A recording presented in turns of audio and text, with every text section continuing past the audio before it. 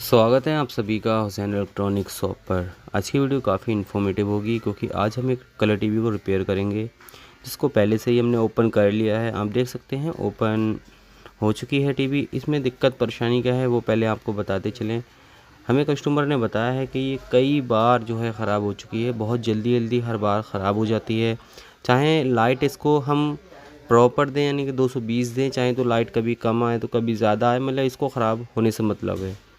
तो अगर आप टीवी यूज़ करते हो या अगर टीवी रिपेयर करना चाहते हो किसी भी प्रकार से, तो ये वीडियो आप लोगों के लिए होने वाली है। आज हमें कलर टीवी को रिपेयर करेंगे, जो इसकी एसी जो प्राइमरी सेक्शन होता है उसको अच्छे से रिपेयर करेंगे। प्राइमरी सेक्शन में अक्सर जो है फॉल्ट आने की जो दिक्कत होती है उसको हमेशा के लिए दूर करेंगे। तो सारी जो है लीड वगैरह जो कनेक्शन है पॉइंट हटा देना है, पॉइंटों को नोट करना है। यहाँ पर एक कैपेसिटर जो इसमें प्राइमरी में लगा होता है वो पूरी तरीके से फट चुका है। यहाँ पर हमें पहले ही देखने को मिला, और जब हम इसकी बारी बारी से हम इसको थोड़ा ध्यान से देखेंगे तो और भी काफ़ी कुछ यहाँ ख़राब देखने को मिलने वाला है। तो ये नॉर्मल वाला जो है मल्टीमीटर रख लेते हैं और प्रॉपर आपको उम्मीद है यहाँ पर दिखाई दे रहा होगा। तो प्राइमरी सेक्शन को कैसे करके हम चेक करते हैं, आप नहीं जानते हो तो आज जान जाओगे। सबसे पहले कैपेसिटर पे इसकी माइनस प्लस की लैग लगा लेना है और माइनस की ओर से दो डाइगोड लगे होते हैं, तो वहाँ पर हमें चेक करना है। एक कैपेसिटर के माइनस वाले पॉइंट पे एक ब्लैक वाली क्रॉप और उसके बाद हमें रेड वाली क्रॉप लगाना है कैपेसिटर के पॉजिटिव पे, ठीक है। दो दो यहाँ पर डाइगोड यूज़ किए जाते हैं। किसी भी एसएमपीएस सप्लाई ले लो या किसी भी कलर टीवी की सप्लाई, अंदर में कोई भी सप्लाई होती है वहाँ पर रेक्टिफायर का यूज़ किया जाता है। रेक्टिफायर किसे बोला जाता है, ये रेक्टिफायर किसे बोला जाता है? रेक्टिफायर होता है 4 डाइगोड का सर्किट, ठीक है, जो कि कैपेसिटर से पीछे बना होता है।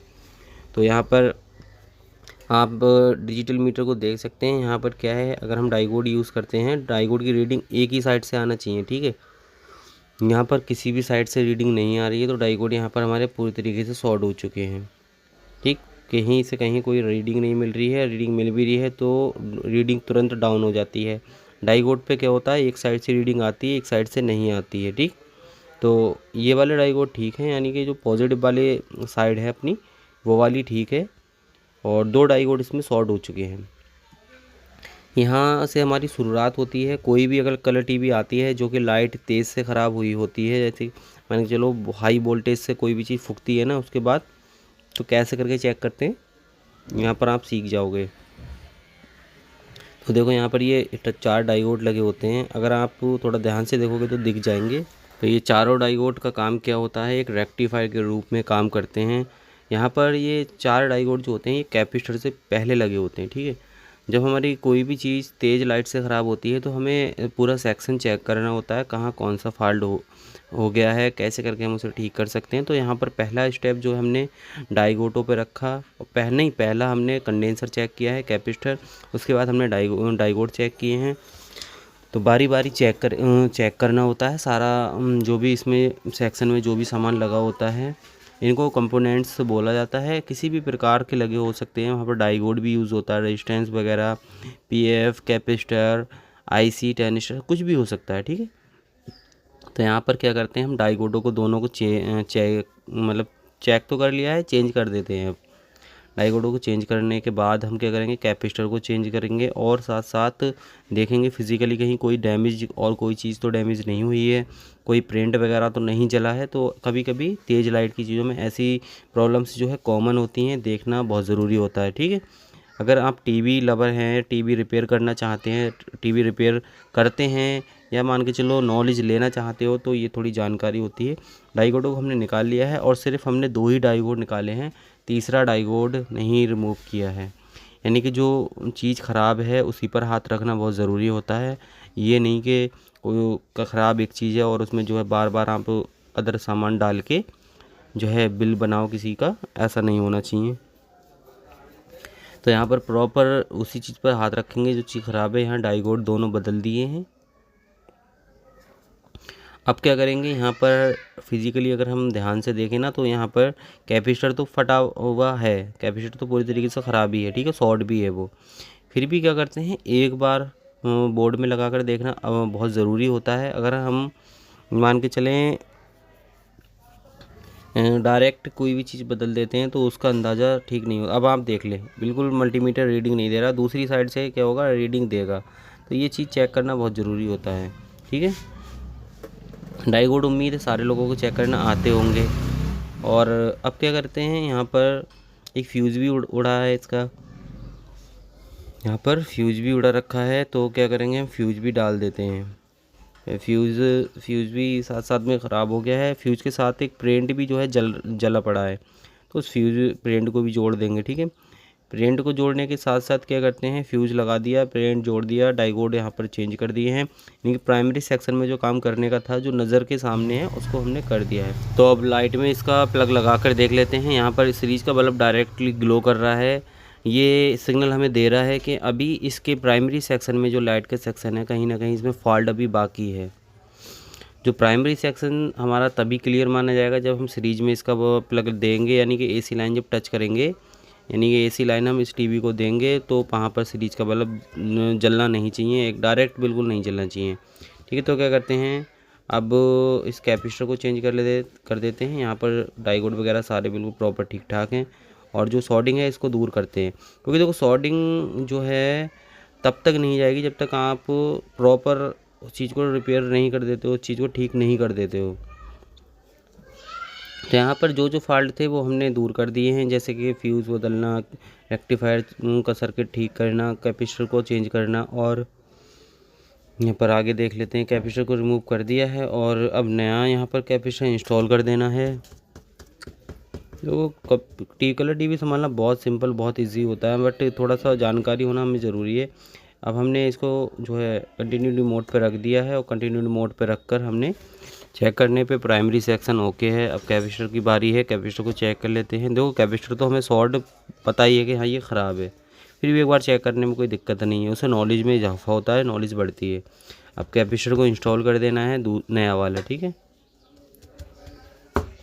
जब तक आपका प्राइमरी सेक्शन ओके नहीं होगा, जब तक टीवी आपकी ऑन नहीं हो सकती, क्योंकि प्राइमरी सेक्शन का ही खेल होता है कलर टीवी के अंदर। ठीक है, तो यहाँ पर जो भी चीज़ आपको फिज़िकली भी, देखो ऐसा होता है, जिनको नॉलेज होती है वो तो मल्टीमीटर लेके बैठ जाते हैं, चेक करते हैं सारी प्लेट को। जिनको नॉलेज नहीं होती है वो सबसे पहला काम क्या करें, बारीकी से प्लेट को उल्टा करके, प्लेट को सीधा करके हर तरफ से उसको देख लें अच्छे से। कहीं कोई फ्यूज़ वगैरह, कहीं कोई प्रिंट वगैरह जो है फिज़िकली देखने से ही हमें पता लगता है। तो फिज़िकली भी आपको चेक करना बहुत ज़रूरी है। जिनको नॉलेज है वो तो अपना जो है देख ही लेंगे कैसी। तो यहाँ पर हमने कैपेसिटर वगैरह लगा दिया है। अब जहाँ जिस एरिया में हमने काम किया उसको क्लीन करना ही बहुत ज़रूरी होता है, वरना गंदगी साफ दिखती है। अब क्या करेंगे, यहाँ पर थोड़ा सा पुराने वाले मल्टीमीटर से 1802 जो अपने प्राइमरी सेक्शन में लगा है उसको चेक कर लेते हैं। प्राइमरी सेक्शन ओके है या नहीं है, दोनों मीटर से चेक करके प्रॉपर हम देख ले रहे हैं अच्छे से, उसके बाद टीवी को लगाएंगे।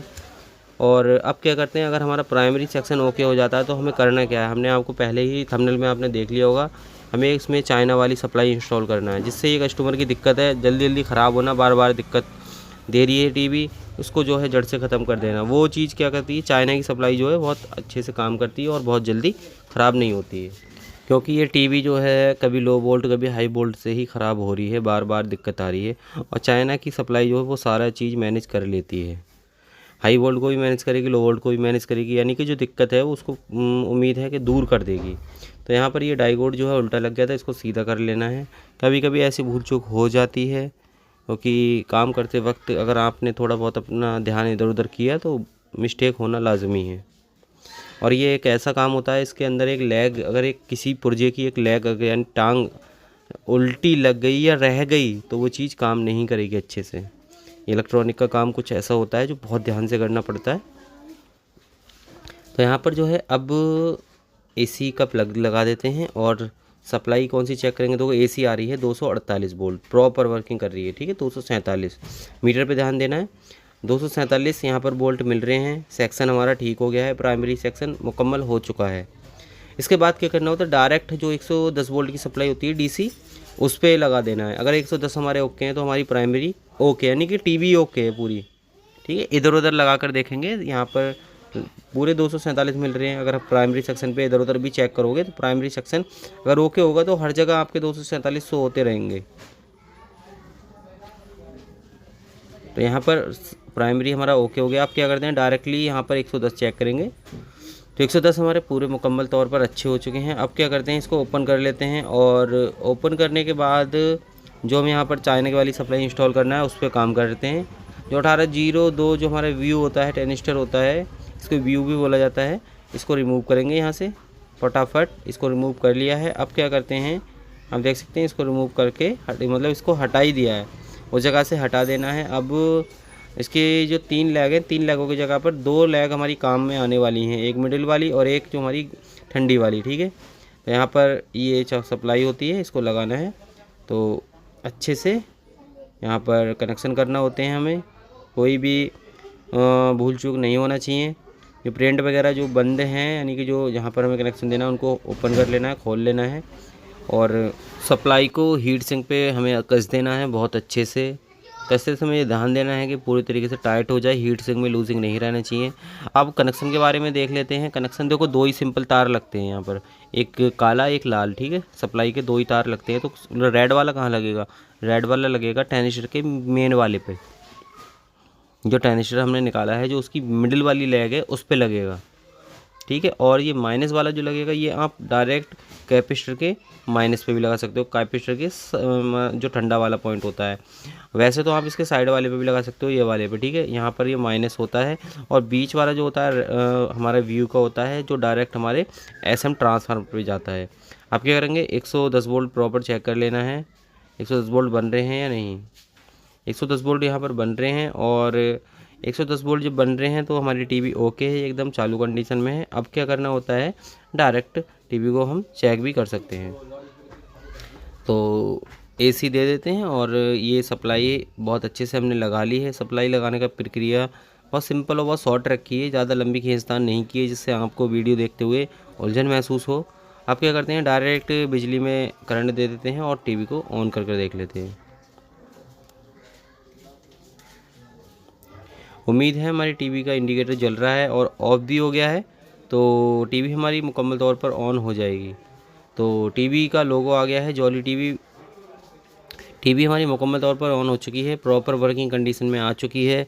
तो ये एक छोटी सी जानकारी, छोटी सी वीडियो थी, जो इस वीडियो के ज़रिए से हमने आप तक पहुंचाई।